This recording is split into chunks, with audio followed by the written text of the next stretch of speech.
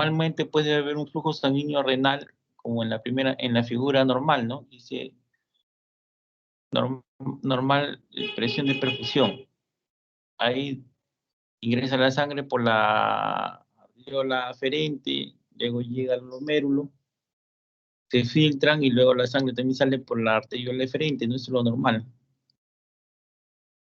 Pero cuando hay insuficiencia renal aguda, eh, hay mecanismos compensatorios, y uno del principal mecanismo compensatorio es la contracción de la arteriola eferente, ¿no? La arteriola eferente, como ven en la diapositiva, se contrae, ¿no? La luz de la arteriola eferente está disminuida. Entonces, esa contracción o esa de la arteriola eferente inducida por la angiotensina 2 incrementa la perfusión, la presión de perfusión y lo mantiene y trata de mantener el filtrado glomerular, ¿no? Y también la perfusión del glomérulo. Ese es el mecanismo fisiopatológico compensatorio. Lo principal es la contracción de la arteriola eferente, ¿no? Y también hay sustancias vasodilatadoras como las prostaglandinas que dilatan la arteriola aferente, como acá está en la diapositiva B.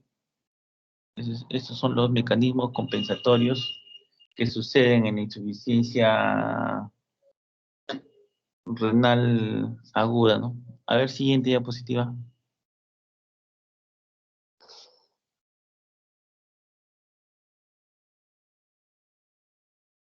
A ver, siguiente.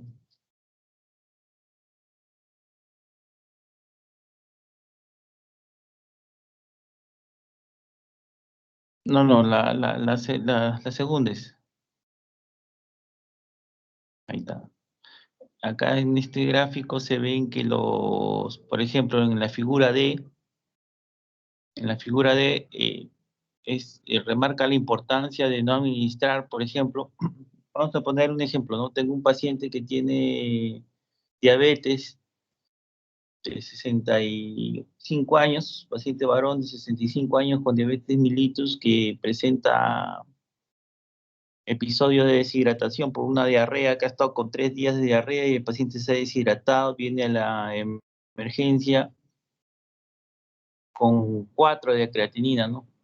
Sé que el señor es hipertenso y tomaba yecas, ¿no? Tomaba enalapril 10 miligramos cada 12 horas.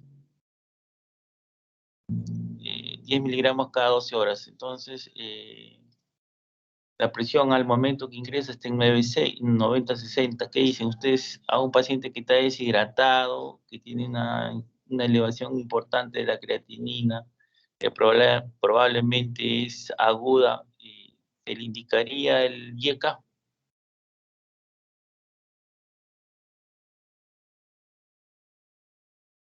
O el enalapril? Deshidratada, no, no creo, doctor. No, no, pues no, está con 90-60, ¿no? 90-60 y deshidratada. Y lo otro es pues que daña más el riñón, el YECA, en el contexto de una deshidratación, de una insuficiencia renal aguda, ¿no? Acá se ve que, por ejemplo, el YECA disminuye la acción de la angiotensina 2, esa contracción de la arteriola aferente hace que no suceda y eso va a afectar pues el filtrado glomerular, ¿no? Entonces, daña más el riñón, entonces no se da yecas en la insuficiencia renal aguda por este mecanismo que disminuye la actividad de la angiotensina y eso hace que se pierda esa contracción compensatoria de la arteriola eferente, ¿no? Como acá está en la diapositiva. Y el otro mecanismo y el otro fármaco que no se debe dar en un episodio de deshidratación y insuficiencia renal aguda son los AINES. No se deben dar AINES en estos pacientes. AINES me refiero al diclofenaco, al ibuprofeno, al ketorolaco, no se deben dar porque se había mencionado que había mecanismos compensatorios, sustancias vasodilatadoras de la arteriola aferente, ¿no? como son las prostaglandinas. Entonces, los AINES hacen que estas sustancias vasodilatadoras se produzcan menos, y eso ocasiona una contracción en la arteriola aferente, y eso disminuye más el flujo de perfusión renal, y incrementa la acción de la angiotensina 2. Entonces, no se debe dar tampoco AINES en estos tipos de pacientes. Siguiente. Esta es la insuficiencia renal. Miren, cuando nosotros tenemos un paciente con insuficiencia renal aguda, lo primero que vamos a retener va a producir una alteración del metabolismo, tanto del sodio y del potasio. Cuando el riñón está en anuria o oligonuria, el primer electrolito que se empieza a retener es el potasio. El potasio alto es lo que va a producir la muerte. Estos pacientes pueden llegar a 6, 6.5, 8, 7 de potasio, y eso puede producir la muerte. Lo otro que sucede en la insuficiencia renal aguda es la retención de sustancias nitrogenadas como la urea. La urea, el valor normal de urea en sangre, ¿cuánto es? ¿Alguien conoce ese dato?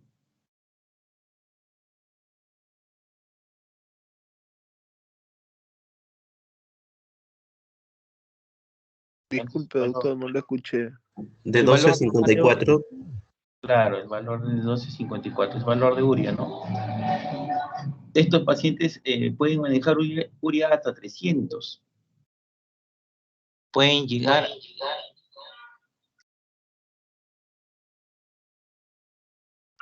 a manejar ureas hasta 300. Entonces, la retención aguda de la urea es tóxica para el sistema nervioso central, va a producir encefalopatía urémica. Entonces, el paciente se desorienta, empieza a desorientarse.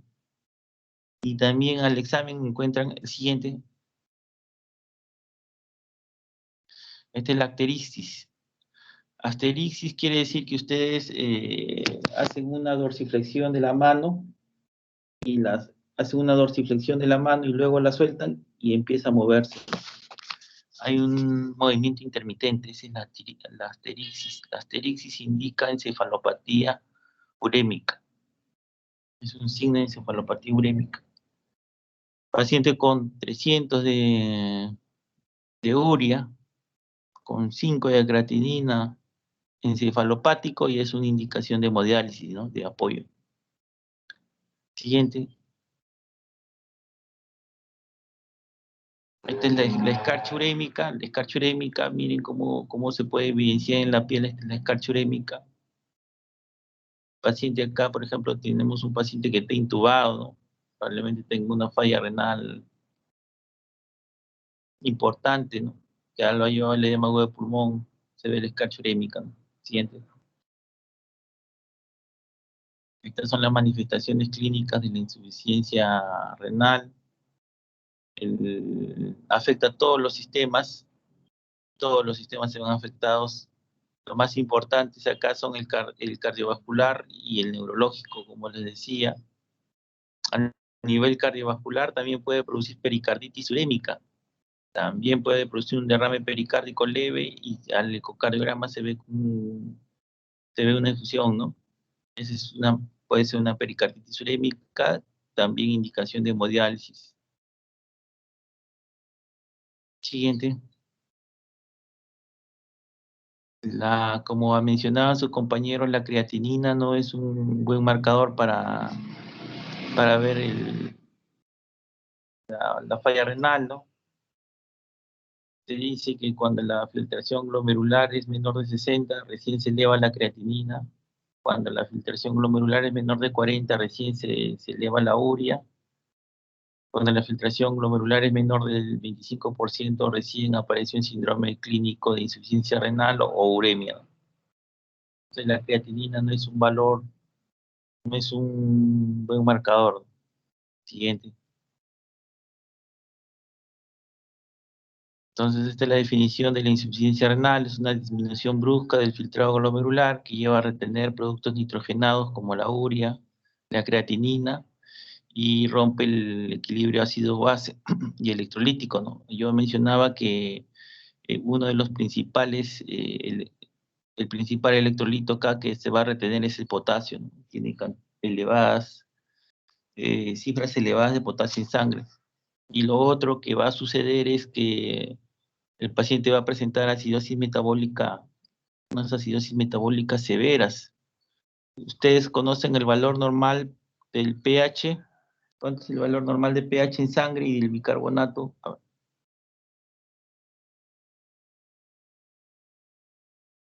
Del bicarbonato no es de 22 a 26 y el pH normal no es de 35 a 45. Sí, sí, ese es el valor correcto, doctor. Ese es el valor normal. Estos pacientes van a presentar pH de 6.9, 7 de pH y de bicarbonato manejan 10, 12 de bicarbonato. Cuando está el paciente en insuficiencia renal, ¿no?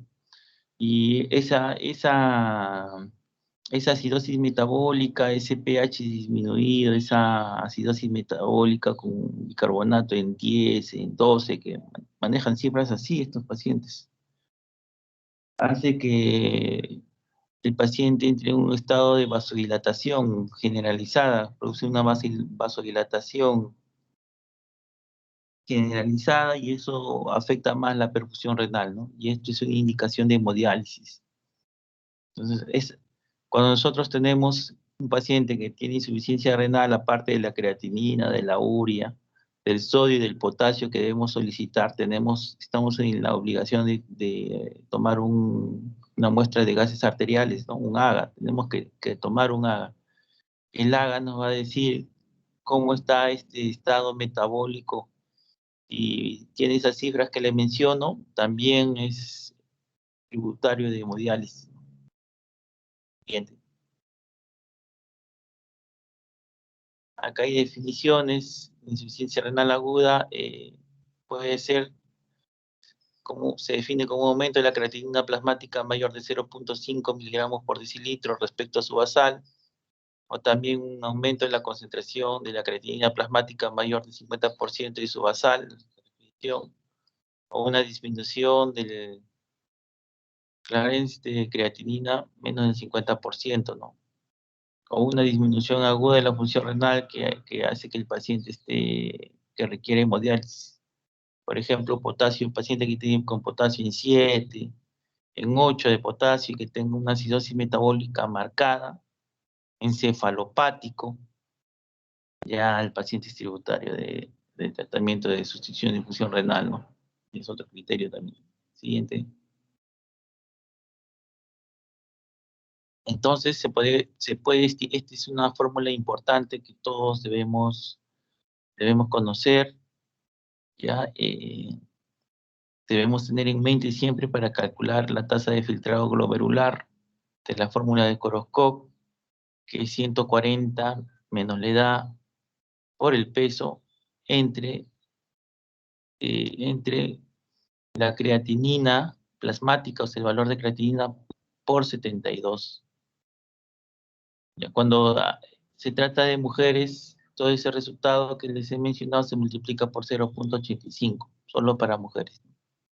A ver, vamos a poner un ejemplo, recordando que la tasa de filtración glomerular aproximadamente, el valor normal que se maneja es más de 120 mililitros minuto.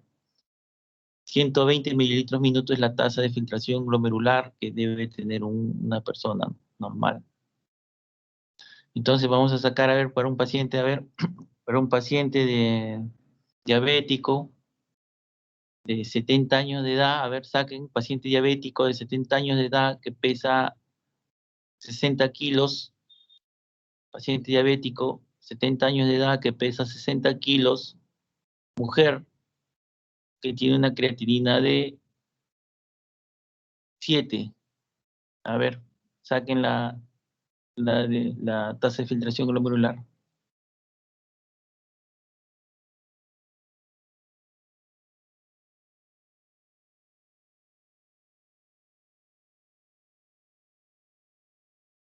¿Cuánto sale?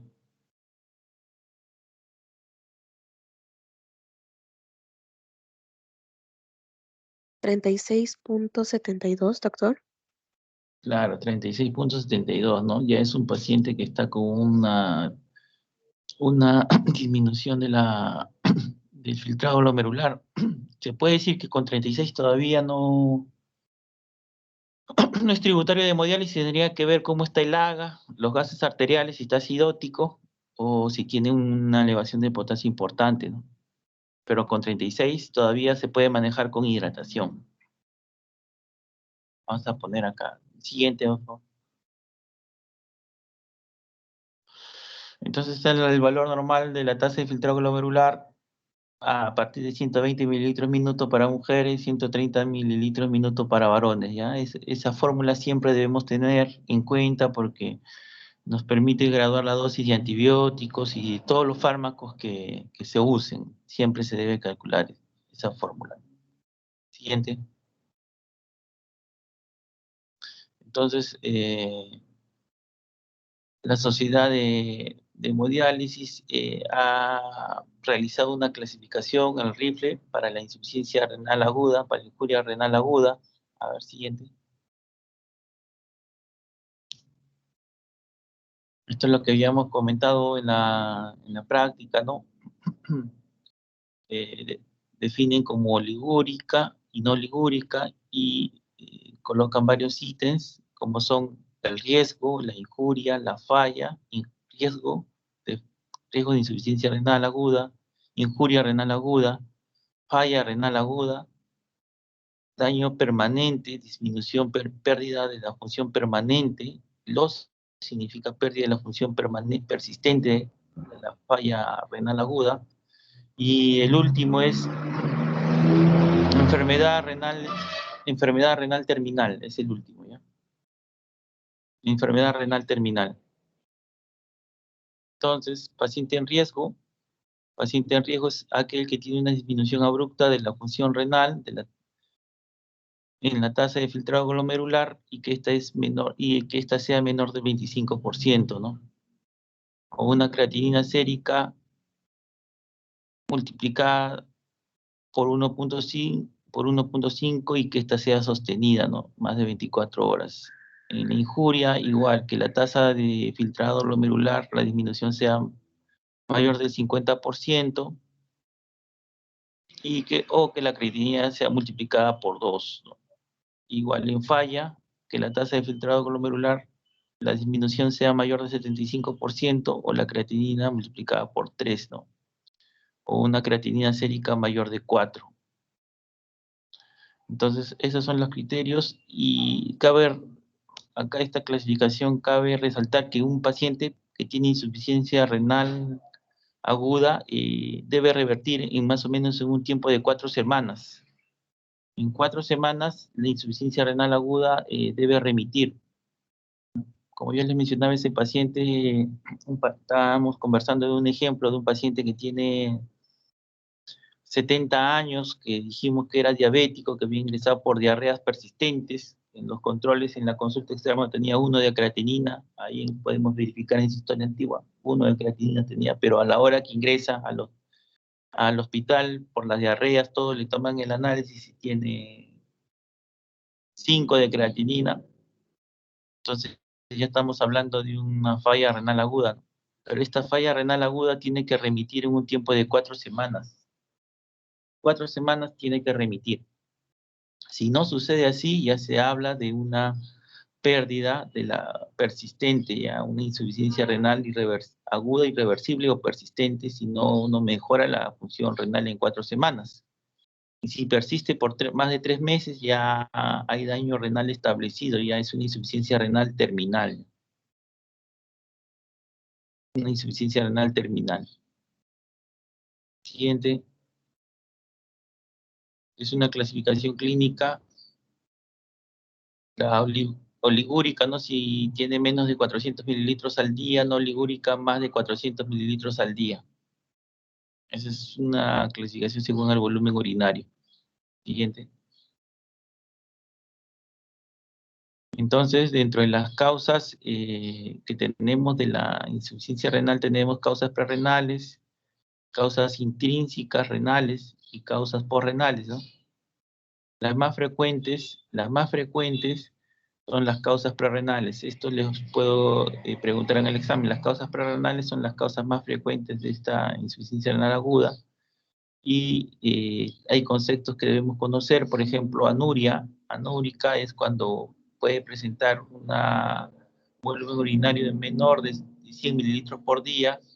Oligúrica cuando está de 100 a 400 mililitros por día. No oligúrica cuando es más de 400 mililitros al día. Dentro de las causas pues prerrenales, lo más importante son la deshidratación, ¿no? Las pérdidas de volumen. Los fármacos también pueden ocasionar causas prerrenales, ¿no? Es lo más importante. Entre las causas renales ya viene la injuria en los túbulos renales, la necrosis tubular, las nefritis intersticiales, la glomerulonefritis, ¿no? En las causas postrenales, más que todo, son las causas obstructivas del sistema excretor urinario. Siguiente. Entonces, lo que se va a romper acá es el equilibrio, el metabolismo, el equilibrio ácido-base, la acidosis. Lo que va a llevar al paciente a la muerte es la acidosis. Como les decía, la acidosis causa vasodilatación generalizada.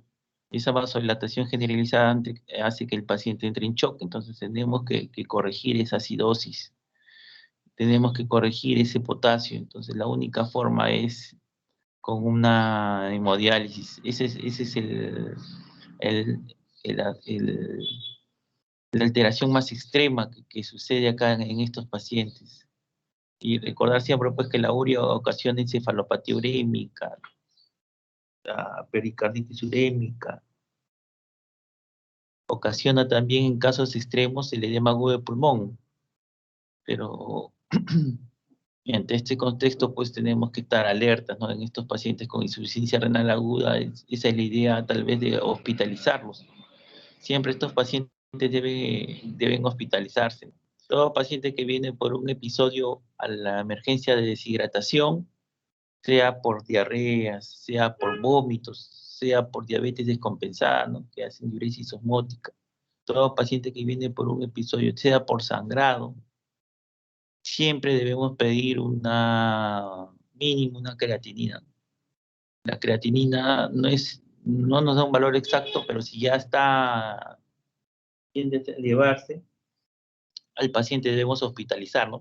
Si viene un paciente con diarrea y viene, por ejemplo, un varón de 30 años viene por diarrea, 30 años, así sin ninguna comorbilidad viene porque dice que ha estado con diarrea 2, 3 días seguidos y viene con 2 de creatinina, hay que hospitalizarlo. O viene con 1.8 de creatinina, hay que hospitalizarlo porque está haciendo una insuficiencia renal aguda, ¿no? Entonces, siempre debemos tener en cuenta este aspecto. Siguiente. En la epidemiología es frecuente esta enfermedad, sobre todo los pacientes que están en estado crítico, en UCI, pueden desarrollar un 35%. Es más frecuente en los pacientes mayores, en las personas mayores de 60 años. Siguiente.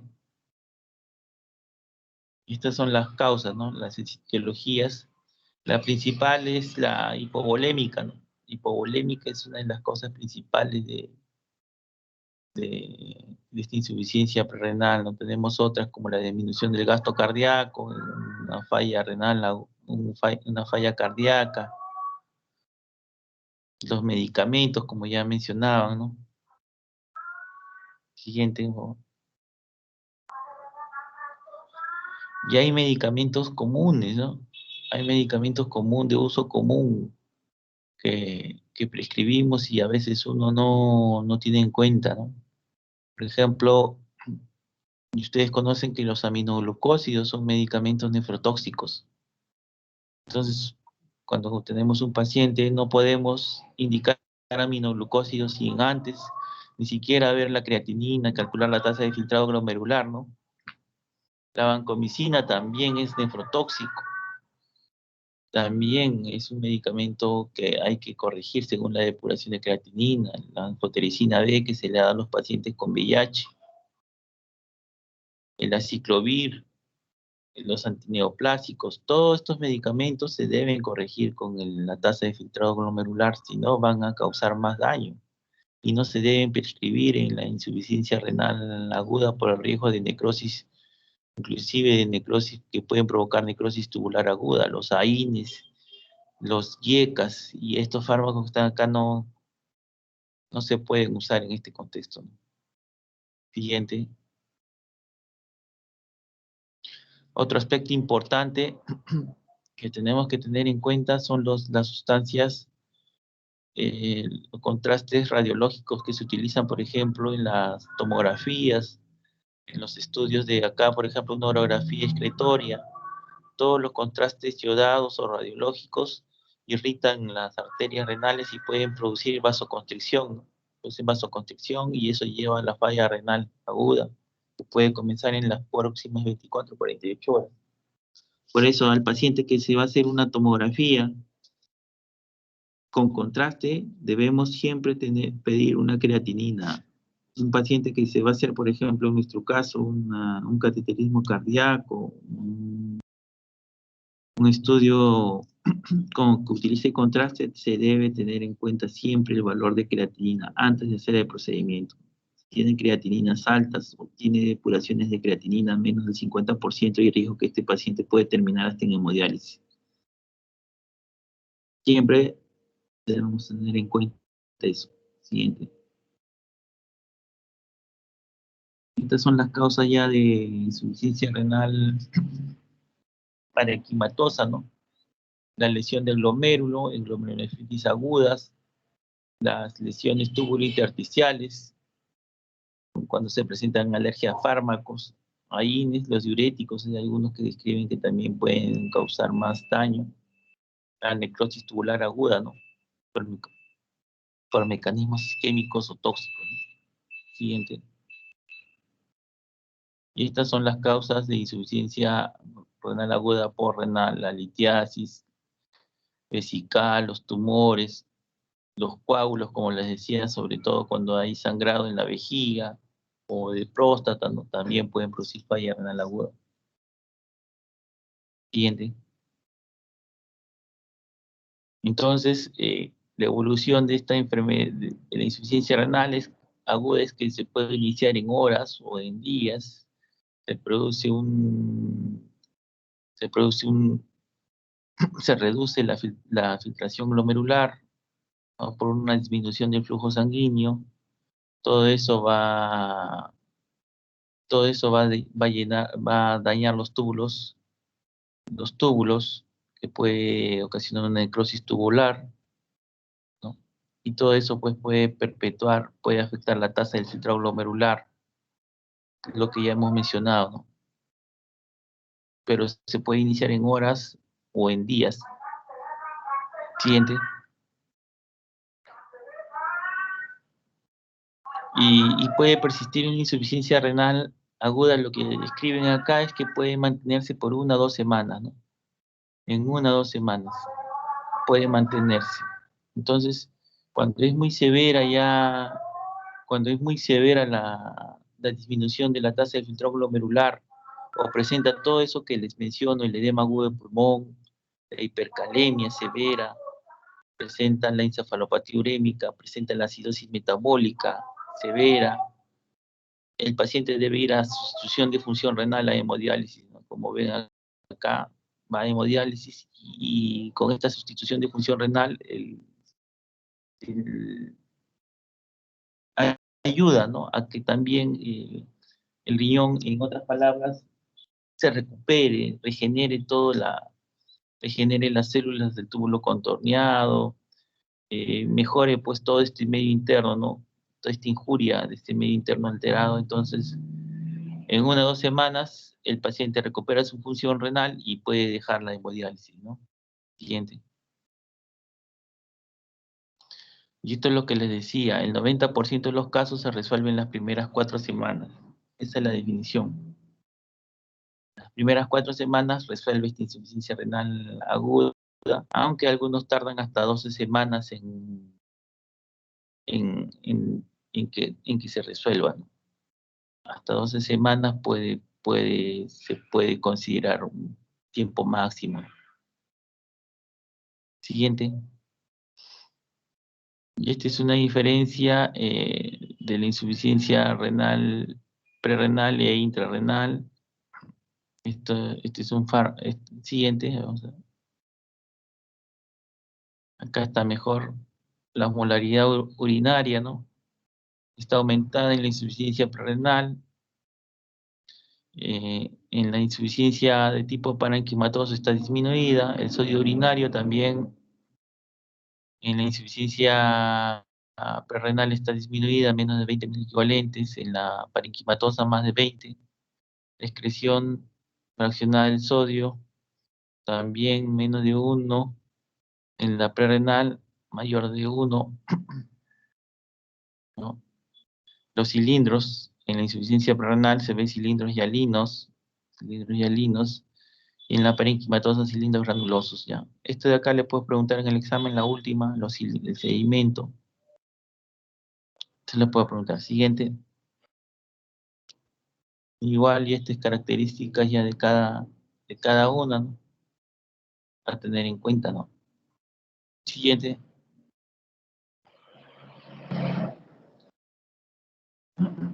Y estas situaciones son las que tenemos que tener en cuenta en el paciente con insuficiencia renal aguda.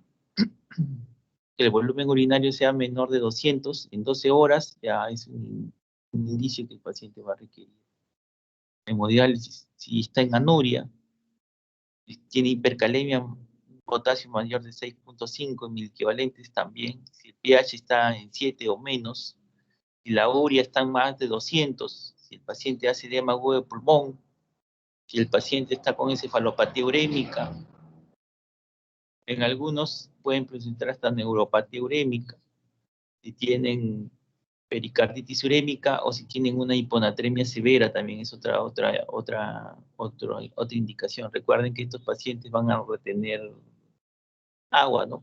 Porque hay una pérdida de la función renal y eso ocasiona pues una mayor dilución y puede bajar el potasio, ¿no? Y puede bajar el sodio. Baja el sodio, ¿no? Diluye el sodio. Esto que he mencionado acá, esto es lo importante que tenemos que tener en cuenta en el paciente con insuficiencia renal aguda.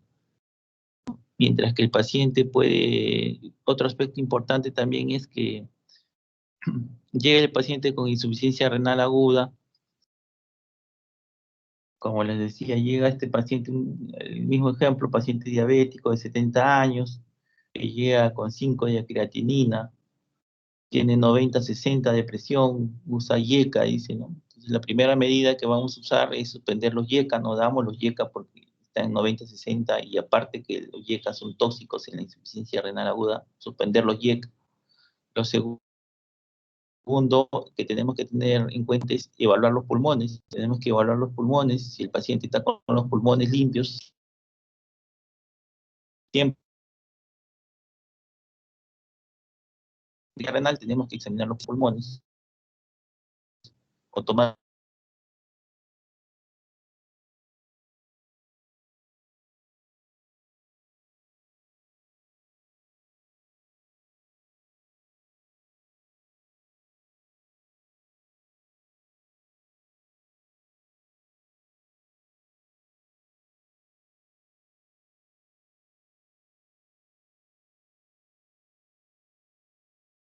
monoa inicia y si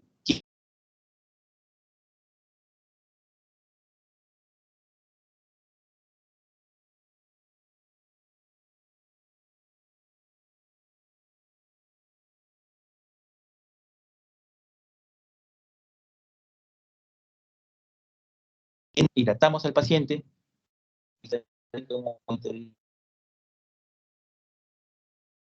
si el paciente, por ejemplo, está en 12 horas, ha orinado 300 o 200 y ya le hemos pasado 3 litros de cloruro de sodio 9 por mil, no orina, podemos usar en ese caso un diurético, pero no un diurético, podemos usar para que para que orine, ¿no? Si ya le hemos pasado 3, 4 litros de suero salino y no orina el paciente, está orinando poco, podemos estimular con un diurético, ¿no? No podemos usar diurético sin antes hidratar, ¿no?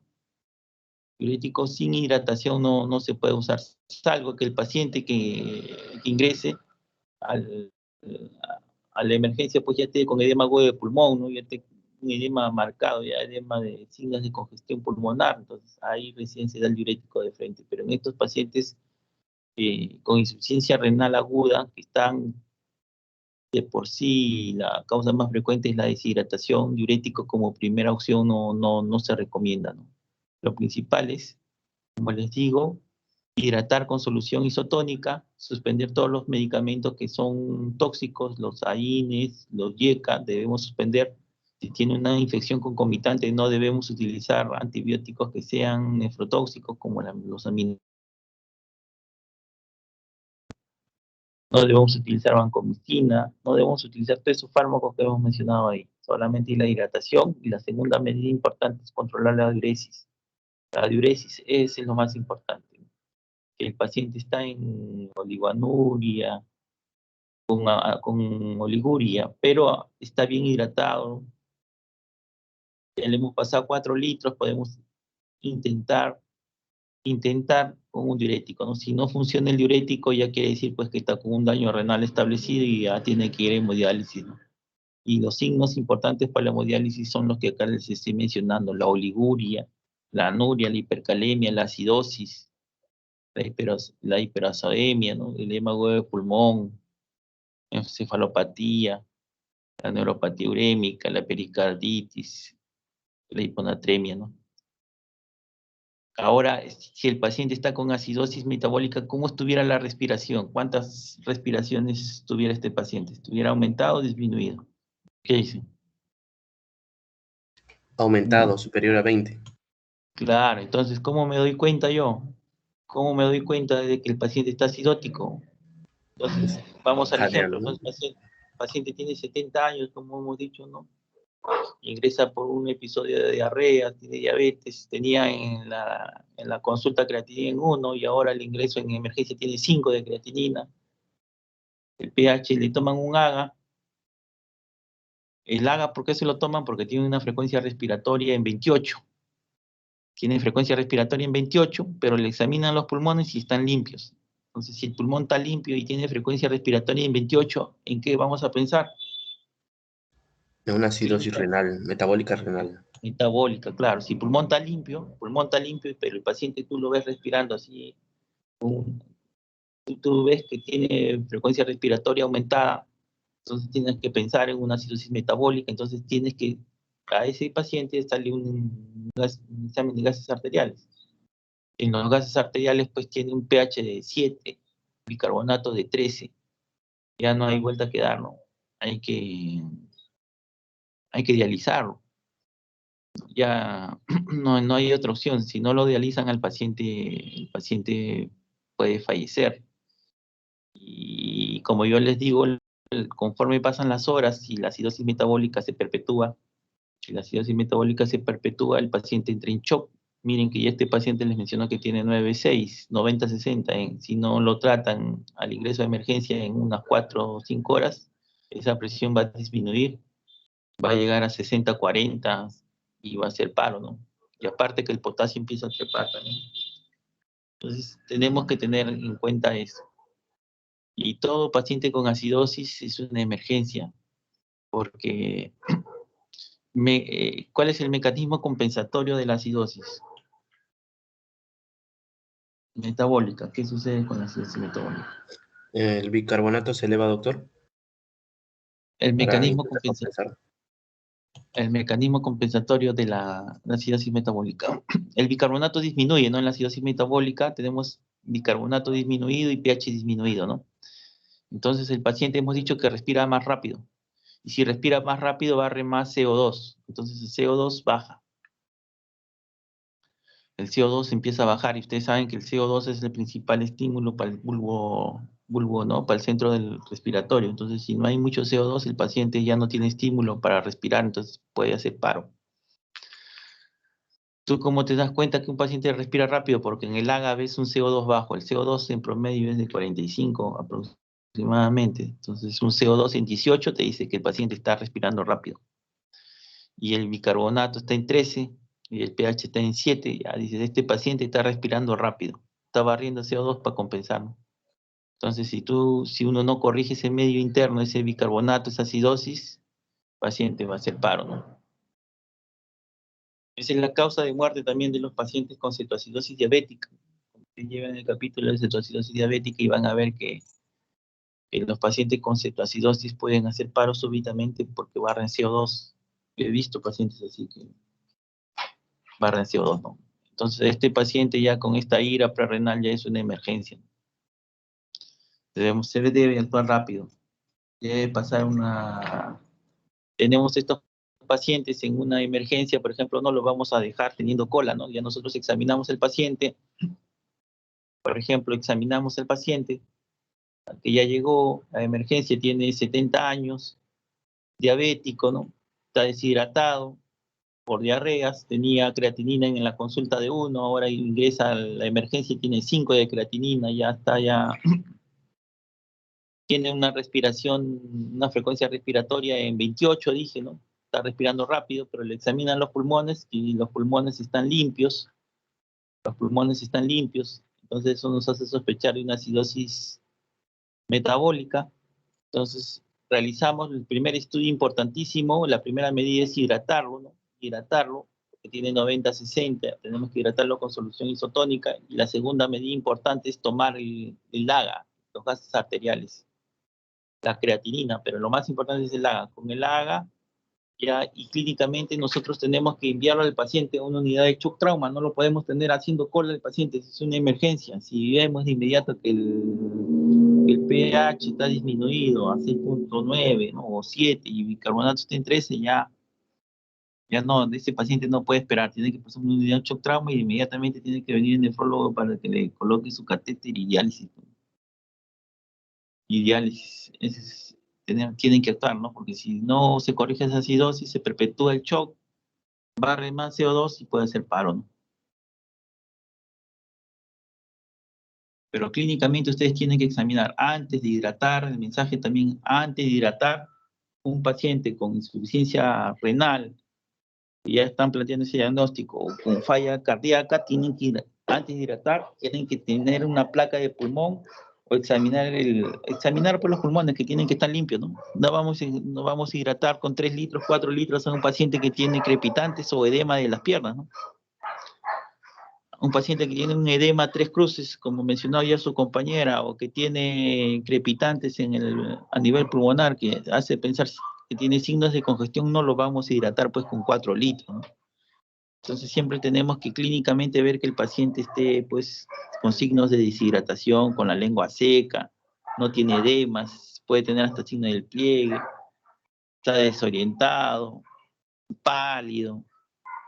Entonces ahí, ¿no? Y con pulmón limpio, pues siempre con pulmón limpio.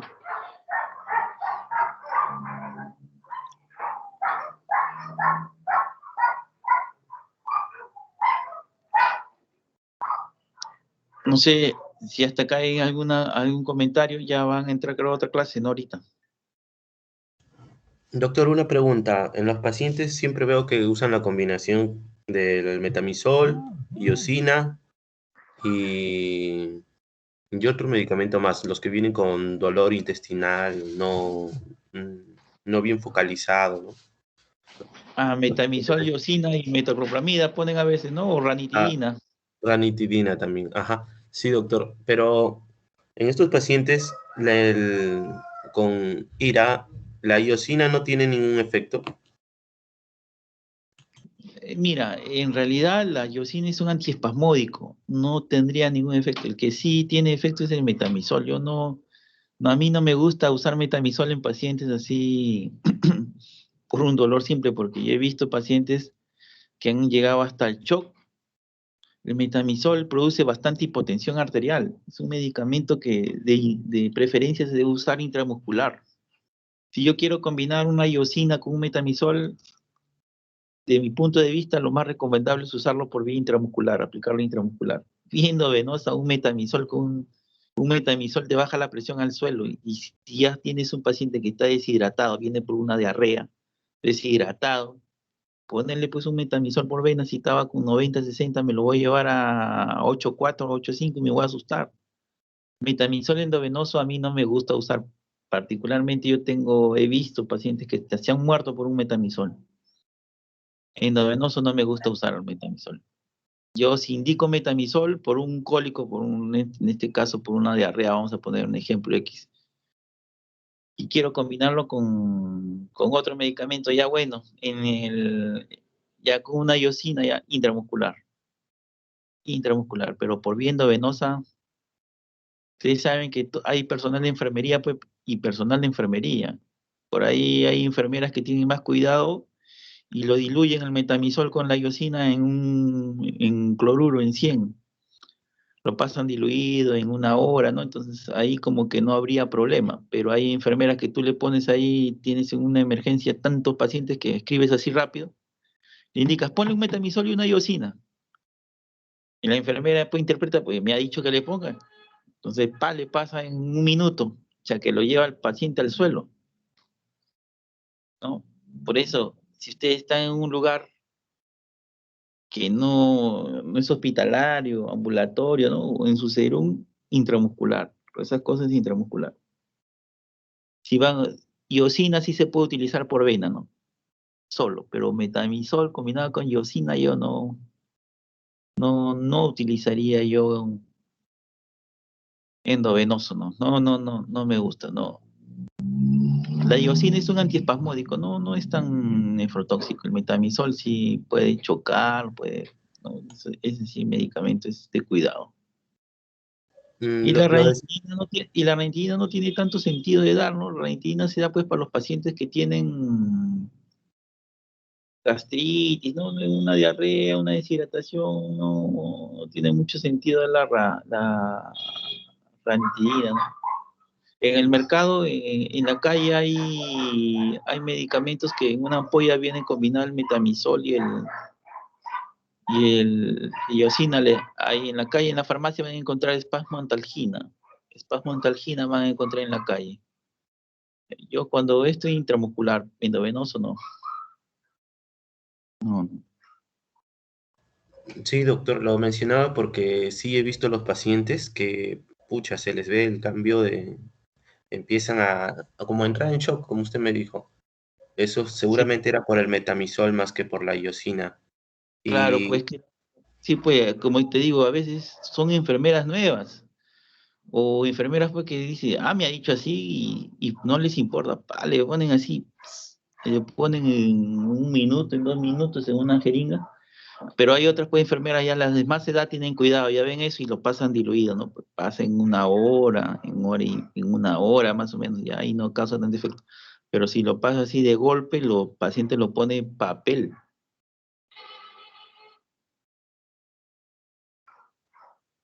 Por eso, metamisol, siempre que utilicen metamisol, de preferencia intramuscular, ¿no? Y si si lo van a utilizar endovenoso, aclararle a la enfermera, oye, no lo pases rápido, pásale en 1 hora, bien diluidito en su frasco, no le pases muy rápido. Si le pasa muy rápido, el paciente se choca. Yo he visto pacientes que se han muerto por metamisol. Se chocaron, ingresaron así con 90, 60 de presión, o 8,5 de presión, y porque dice, me duele cólico, el médico dice metamisol, shock, paro. Entonces tienen que tener mucho cuidado cuando utilizan los medicamentos. De por sí todo medicamento se debe pasar lento. Cuando tenemos un medicamento de uso endovenoso, no se debe prescribir así un medicamento endovenoso de golpe. Siempre tiene que ser lento. De golpe utilizamos cuando el paciente esté en paro, por ejemplo, una atropina para un paciente bradicárdico, una epinefrina para un paciente alérgico, ¿no? Ahí de golpe, pero para otra cosa, para un antibiótico, un metamisol que quiero pasarlo, siempre debe pasar lento. Un tramadol también que quiero pasarlo, tiene que pasar lento. No puede pasar rápido, nunca puede pasar rápido un medicamento endovenoso. Es algo que esté muriéndose el paciente, como les digo, una atropina que es para mejorar la contracción, o es algo que sea para un choque una anafilaxia, una epinefrina, ¿no? salvo en esas cosas, pero en el resto siempre debe pasar con cuidado. Doctor, y también sobre lo que también he visto es que en muchos casos se receta de manera muy rápida la gentamicina, las amicacina, los aminoglucósidos sin tener estudios renales. Sí, pues, esa es otra cosa, la micacina. Generalmente yo a los pacientes que ya son añosos, ya hay pacientes más de 60 años, ya yo no le indico ya amicacina, no. Ya ustedes saben que con los años la función renal también disminuye, es una evolución de la vida. La función renal disminuye, entonces con los años, si uno le da a un paciente ¿cómo le vamos a dar a un paciente de 80 años amicacina? ¿Qué dicen ustedes? ¿Estarían de acuerdo? Yo leí que a partir de los 40 años la tasa de filtración glomerular se reduce. Se reduce, pues, pero un paciente de 80 años, ¿ustedes le darían amicacina? ¿Qué dicen? Creo que no, doctor, no le daría. No, no le daríamos amicacina a un paciente de 80 años. Generalmente los aminoglucósidos se utilizan para las infecciones urinarias, se puede decir, en mujeres, ¿no? Yo le daría a una mujer pues de 30 años, 35 años, sí le puedo indicar amicacina, ¿no? Le puedo indicar amicacina intramuscular o por viendo venosa máximo unos 5 días, pues más tampoco, ¿no? 5, 7 días extremo, ya una señora que no tiene dinero, ¿no? Que la micacina pues es de menor costo, pues, ¿no? Es más fácil de usar, inclusive se puede usar intramuscular, la gentamicina, la micacina. Pero con una señora pues que no tiene dinero, ¿no? Pero si la señora tiene dinero, se puede prescribir otro antibiótico, ¿no? Podemos prescribir otra cosa. Y máximo pues 7 días, ¿no? Más de ese ya, de ese tiempo a un paciente si tenga función renal sana puede dañar ese riñón. No se debe utilizar tantos días los aminoglucósidos. Y en pacientes ya muy mayores, 70, 80 años, ya menos, ya ni mencionarles la amicacina, ya no. Se puede utilizar amicacina siempre, recordando que se puede, caso extremo, pero hay que graduarlo según la depuración de creatina. En Amazonas venden un libro que se llama Sanford. El Sanford permite graduar los medicamentos, la depuración de creatina. Se da la amicacina, pero según la amicacina viene de 500 miligramos, por decir. Pero para un paciente de 70 años no le vamos a dar los 500, tal vez sea 200 miligramos nada más, 250 miligramos según la recomendación del Sanford. Pues. Y el Sanford se basa en el calcular la tasa de filtración glomerular, esa fórmula de Korokov, dice, de 10 a 30, de 10 a 20 tal dosis de amicacina, de 20 a 50 tal dosis, más de 50 puedes darle todo el fármaco. Dice. Ahí van en internet también creo que ya hay Sanford ya. Para todo es el Sanford, ¿eh? Para los antibióticos, los antivirales, para todo el medicamento siempre debemos dar Sanford, usar el Sanford, ¿no? Antibióticos, ¿no?